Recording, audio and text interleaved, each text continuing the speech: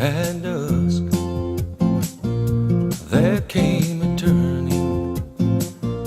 There was a moment when all was known. You could feel beauty rising.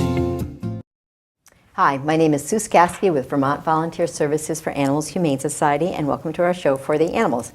This is actually a holdover from the show that we just got through running because we have so much to talk about, and I thank Joanne Borbeau from the Humane Society of the United States, Senior Director with Vermont and New Hampshire of State Affairs for Staying, and Linda Gage from Best Friends Animal Society in Kanab, Utah, and thank you very much. Mm-hmm. Today we're going to talk about legislation that's currently before the legislative session 2011 and everything that has to do with animal welfare. And it's really exciting because as Vermonters, we have direct access to our senators and representatives, and we've got some really, really awesome people up there. And they're there because we put them there, and they want feedback. So one thing that we were talking about in between is why it might be intimidating for some people and why it shouldn't be. Mm-hmm. Joanne, you organize an awful lot, especially with lobby days. Right, and I've been a lobbyist for the Humane Society of the United States for it'll be 16 years next month. So I've been doing this a long time, but I probably had the same feelings that everybody who's watching had when they think about, oh, I could never do that. But really, it's all about communicating with your lawmakers, your representatives, as you say, you put into office by your vote. And it's really, it actually can be a very fun process as well. It's very, when you have a win, there's nothing more exhilarating. For the average person, to make a phone call to the legislator is lobbying. Yeah. To write a letter to the editor in support of an animal welfare issue is lobbying for animals. To thank a legislator for passing a bill. So very, very simple things that people can do to help the process. And they work hard. They work incredibly hard, especially, the ones that travel back and forth. Especially on some days in Vermont with the weather, it's tough to get up there. Some stay up there, and the job doesn't end at 5 o'clock. They are out there working and talking to constituents, and it doesn't end once the session's over either. They are being contacted all year round. But the bills that we want to talk about right now are something that you can do something about. You can talk to your senators, talk to your representatives.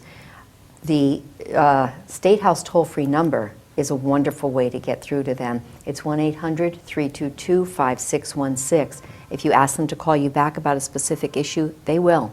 But as far as our legislation that's up right now, we have a list of 8 that we want to go over quickly. The first one is an act relating to animal hoarding. Joanne was kind enough to put this sheet together. So do you want to talk about that a little bit? Sure. This bill was actually a request by some students at the South Burlington High School who were doing a program on public policy issues, and this was an issue that they really cared about, animal hoarding. And the images that they've seen on TV of hoarders who are out of control, the animals are living in horrific conditions, and these people are also mentally sick as well, so that the people need as much help as the animals do. The bill would actually create a separate classification in the criminal animal cruelty statute that would define what an animal hoarder is.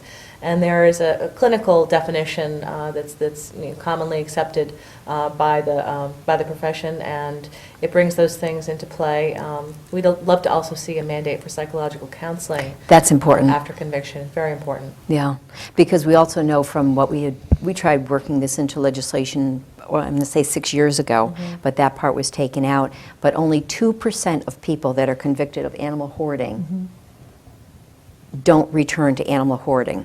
And that's a pretty scary thing. So I think legislation also needs to be enacted that once you are convicted of being an animal hoarder, you should not be allowed, unless you have received psychological help, be allowed to have animals, because the conditions are horrible. We're not just talking about a little clutter. We're talking about horrible, horrible situations.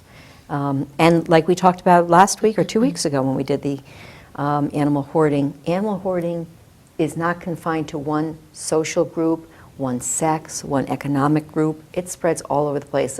We just had a horrible situation in East Reigate. Another one, where was the one that Catherine? In East Montpelier? Yes, East Montpelier. So it's all over. Okay, so that's one. And that one is H371. S79 is an act relating to medical care for abused animals. Joanne, do you want to talk about why that one came about? That one is hopefully a fix to the criminal animal cruelty statute that would allow people who are seizing animals to provide them with necessary medical care. And there are some questions as to what constitutes necessary medical care. You mentioned the Reigate situation with these cats, where we've got dozens of cats who are in foster homes, who aren't sterilized, who are going into heat, who are having babies, and the foster homes are just at their wits' end at what to do. And 3 months later, we're still waiting for a hearing. Right. Even though they're supposed to get a hearing within 21 days, it's been 3 months. So it could be very challenging for the agency that's taking these animals under their care, and the financial responsibility is huge. Right, especially for people that want to be able to foster, when they're faced with situations with animals that are in need of medical attention, and even state attorneys aren't clear, what. I took 3 of the cats, I had them spayed and neutered right away. In my opinion, spay neuter is very necessary for medical attention. This person in particular that we talked about had moved out and left the animals behind.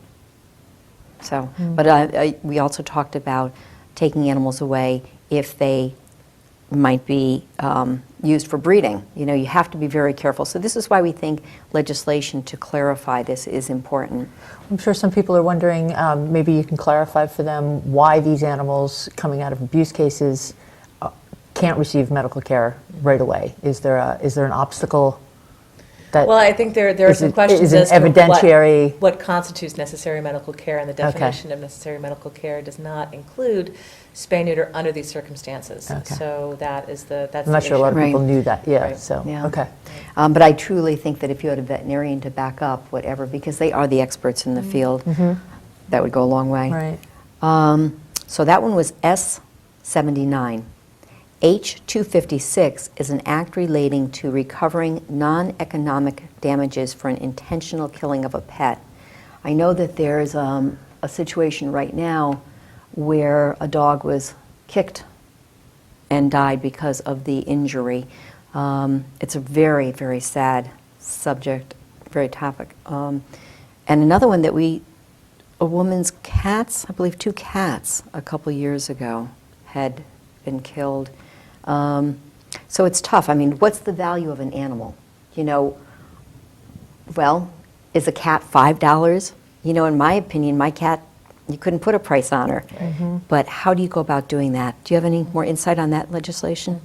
Well, it's precisely what it does if somebody intentionally kills someone's pet, and that the owner would be able to pursue non-economic damages. And just like you said, if we've had cases where they have been, the owner has been given the value of, if they adopted the dog at the shelter for, $50, they get $50, and it's a slap in the face to someone who considers this animal a part of their family. Right. So it'll be interesting to see if, where that goes.